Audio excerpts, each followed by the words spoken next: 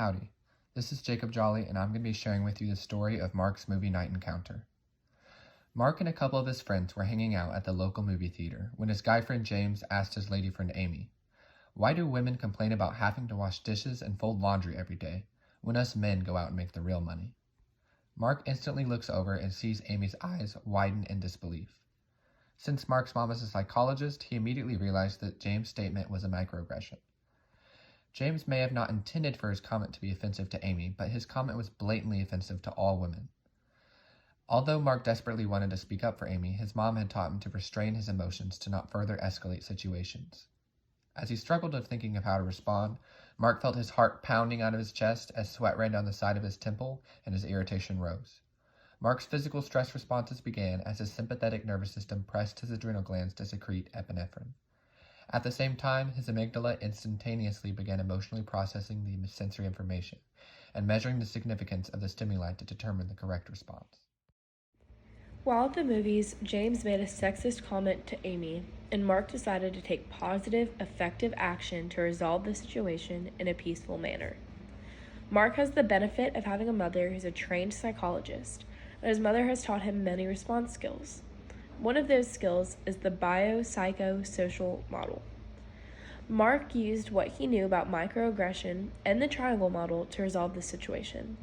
Mark was careful not to commit a microaggression of his own and make it seem as though he knew how Amy felt. He allowed Amy to speak for herself, but he did want to respond to James.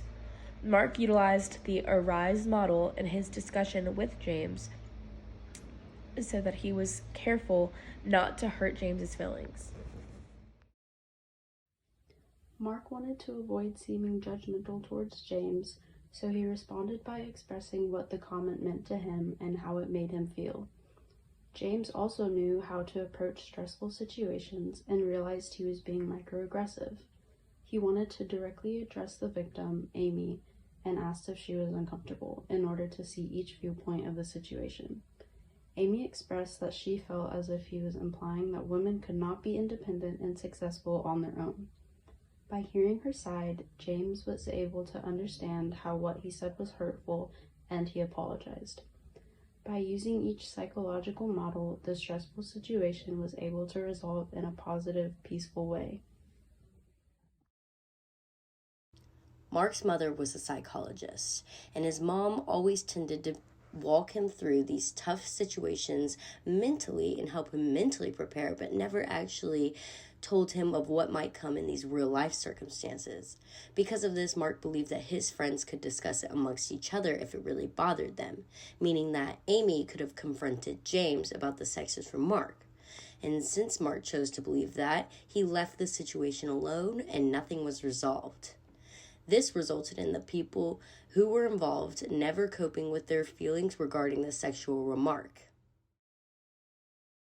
Hello, this is Braden Morrison, and I will be outlining the takeaways from our story.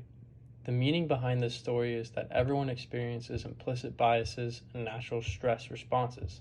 I hope you have learned a little bit about how to cope with and proactively address these types of situations. I encourage you to keep this story in mind when faced with biases and stressful situations to help you exercise a healthy, honest relationship between the mind and body.